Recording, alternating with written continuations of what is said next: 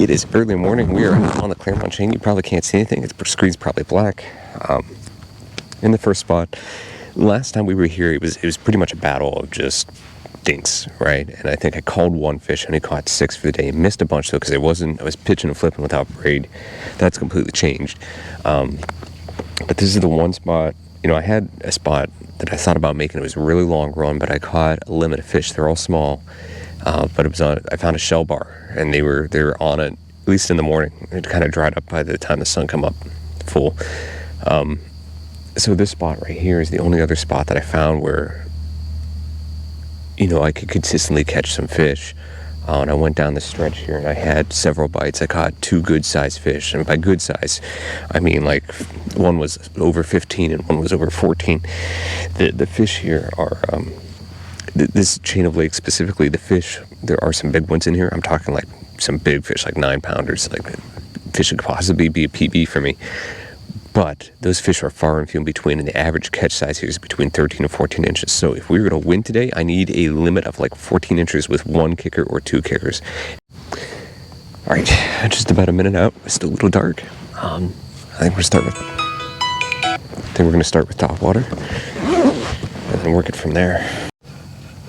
So what we're going to do right now I got to figure out where the fish are at. Are they up close or are they off more? There's a lot of bait fish moving around out here, which is a good sign.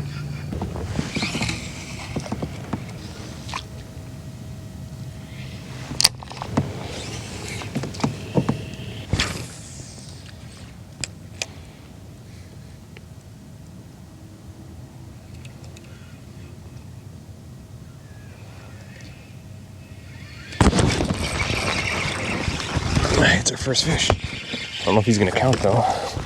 Oh, he'll call. He'll measure. That's 12. That's easily 12. Oh, 11 and a half. The guy back there caught one. I don't know if he got on the boat or not. It may have been too small. But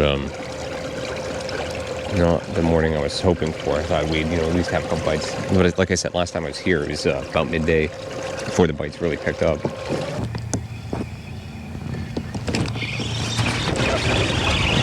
Okay, fish.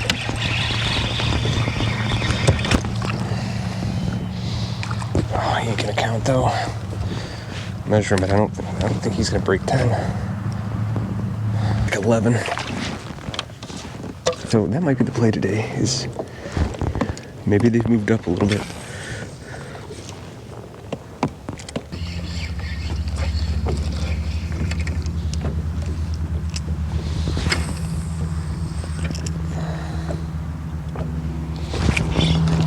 Maybe as soon as he hit the water, he grabbed it.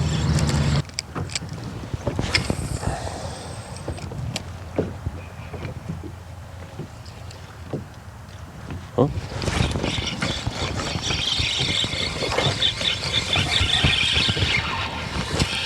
Ain't gonna count either. It looks like they're up shallow.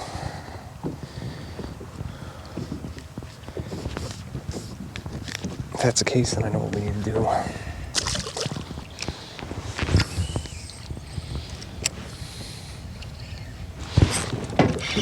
That's another little guy.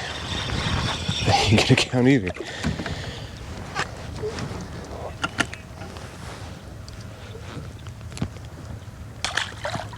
Alright, we have our first fish. He surfaced right here in front of me. When the camera's off, I was going to switch baits, and he came up and hit it.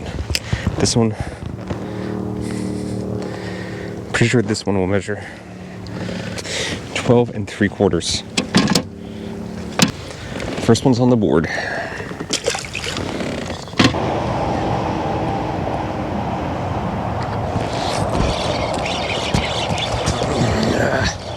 There had to be one back there.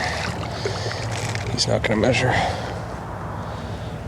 He's like 11. Actually, he might. If we get real lucky, he might.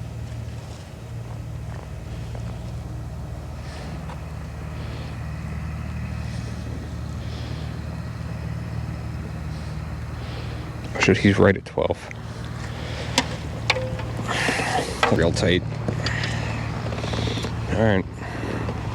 That counts, it's number 2.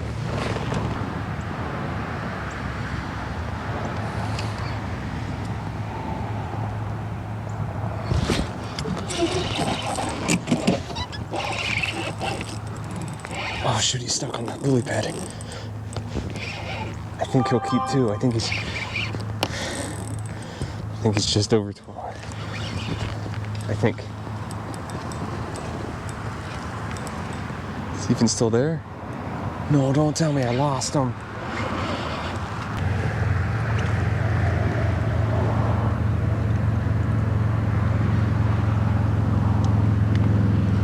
It's okay, it's all right.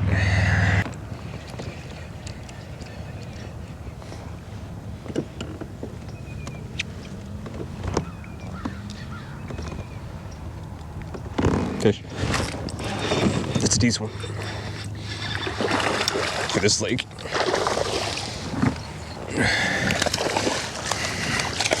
All right, here's 3. And they're getting bigger, thank goodness. 'Cause heck yeah. All right, 14 inches.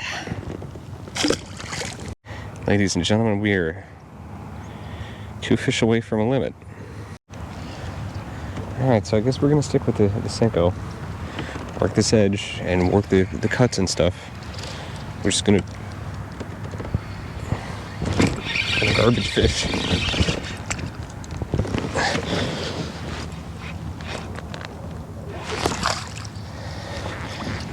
Where you at? Nope.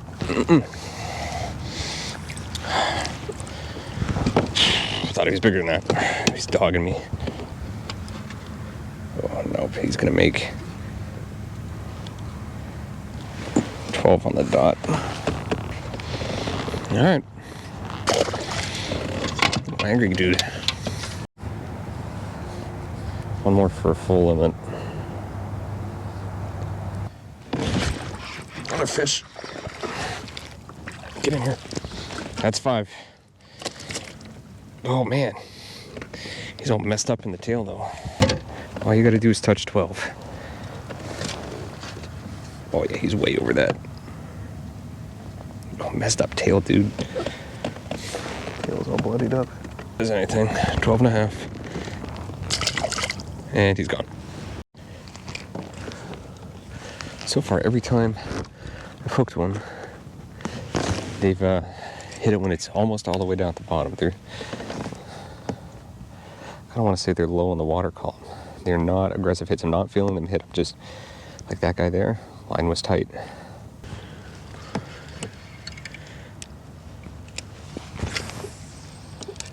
Water's not super deep. You're running like 6 foot, which is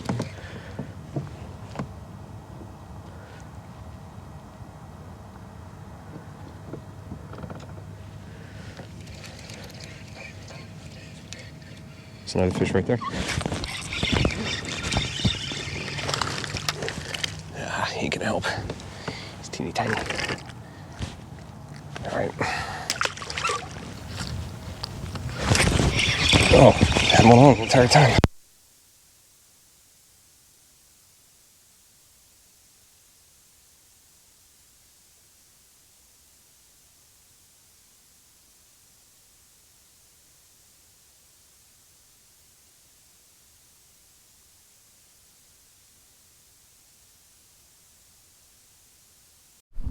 So the mic's died. I'm gonna replace it with just the regular boom mic, and we'll go from there.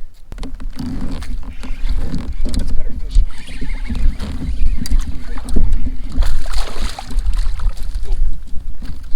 Hold that in. Whoa. I just stop doing that and just net them. All right.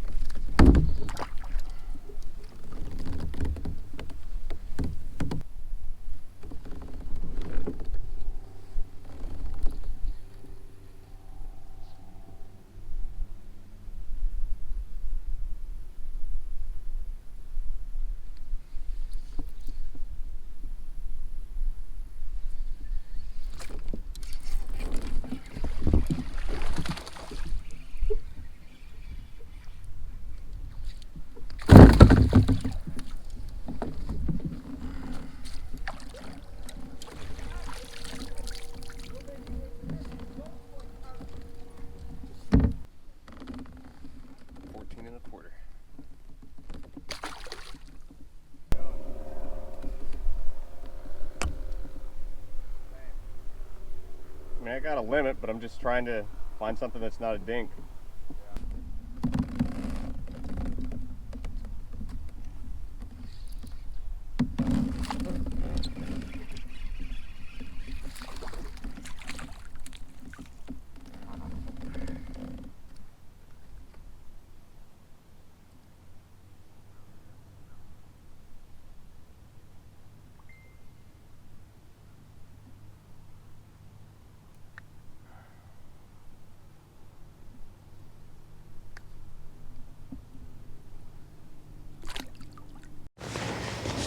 Alright, got the mics back in.